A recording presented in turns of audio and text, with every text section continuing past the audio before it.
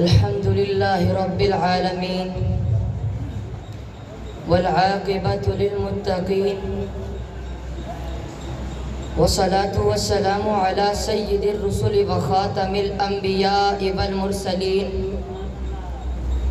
وعلى آله وأصحابه وأزواجه وأولاده أجمعين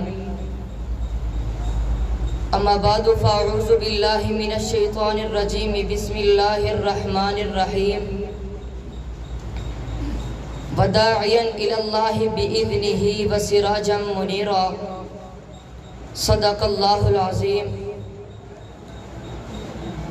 انتہائی واجب الاحترام، قابل قدر، قابل عزت سامعین کرام،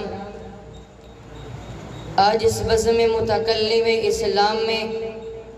آفتاب نبوت پر چند ایک باتیں آپ کی سماعت کی نظر کروں گا۔ میرے دوستو، پاک پیغمبر کے حسن و جمال کا تذکرہ کرنا، پاک پیغمبر کی آنکھوں کا تذکرہ کرنا، پاک پیغمبر کے سینے کا تذکرہ کرنا، پاک پیغمبر کے جسم اطہر کا تذکرہ کرنا، ارے پاک پیغمبر کے چہرے مبارک کا تذکرہ کرنا، پاک پیغمبر کے اڑے ہونٹوں کا تذکرہ کرنا، پاک پیغمبر کی مسکراہٹ کا تذکرہ کرنا،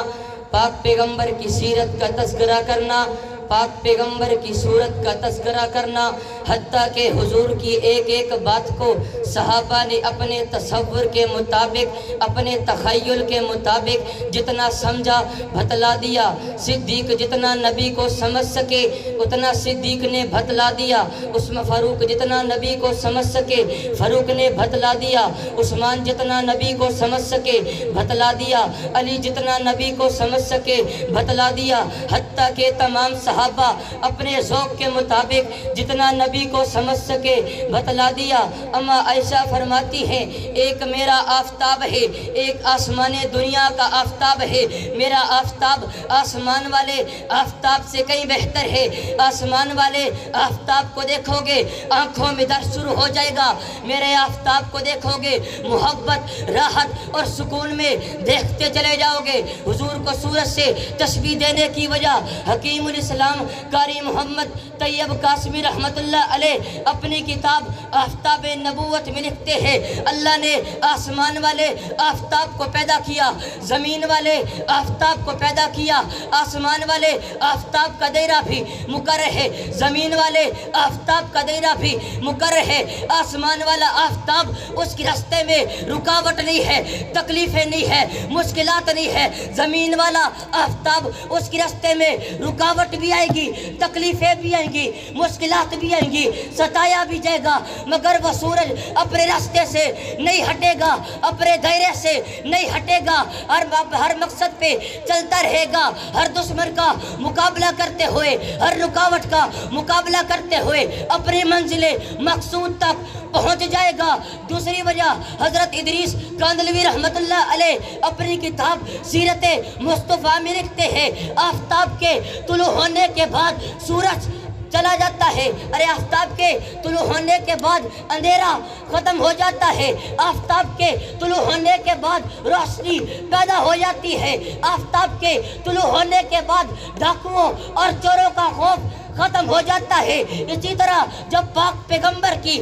نبوت کا سورج چمکا، تمام انبیاء کی شریعت منسوخ ہو گئی، ان کی احکامات ختم ہو گئے۔ حضرت مولانا سلیم اللہ خان صاحب اپنی کتاب سیرت رسول میں لکھتے ہیں، نبی کی آمد سے پہلے جو ظلم تھا، بے حیائی تھی، بدکاری کا راز تھا، بے حیائی کا غلبہ تھا، عورت کا کوئی مقام نہ تھا، بچیوں کو زندہ دفن کر دیا جاتا تھا۔ پاک پیغمبر کی نبوت کی شعاع دنیا پر پڑی، دنیا کے نقشے کو بدل دیا، کلچر کو بدل دیا، ثقافت کو بدل دیا، تہذیب کو بدل دیا، معاشرے کو بدل دیا، ذہنوں کو بدل دیا، عقیدوں کو بدل دیا، ارے عبادتوں کو بدل دیا، بازاروں کو بدل دیا، کاروباروں کو بدل دیا، لوگوں کی زندگیوں کو بدل دیا۔ جب یہ شعاع بیوہ عورت پر پڑی اس کو مقام مل گیا، جب یہ شعاع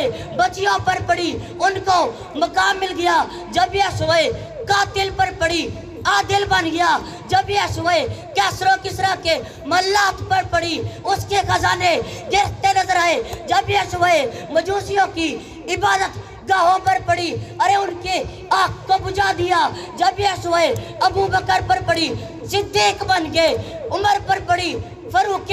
اعظم بن گئے جب یہ سوئے عثمان پر پڑی ذوالنورین بن گئے جب یہ سوئے علی پر پڑی حیدر کرار بن گئے جب یہ سوئے حسن و حسین پر پڑی جنتی جوانوں کے سردار بن گئے جب یہ سوئے عبداللہ ابن عباس پر پڑی مفسر قرآن بن گئے جب یہ سوئے جماعت صحابہ پر پڑی سارے کے سارے صحابہ معیار حق بن گئے ہدایت کے سر چشمے بن گئے ارے سارے کے سارے صحابہ جنت کے وارث بن گئے حتیٰ کہ جہاں پر بھی پاک پیغمبر کی نبوت کی شعاع بڑھتی گئی ظلم ختم ہوتا گیا بے حیائی ختم ہوتی گئی بدکاری ختم ہوتی گئی نفرتیں ختم ہوتی گئی حتیٰ کہ پوری کائنات کو روشن کر کے مزین کر کے پیغام دے دیا نہ جب تھا نہ اب ہے نہ ہوگا میسر شریک خدا اور جواب محمد و علیہ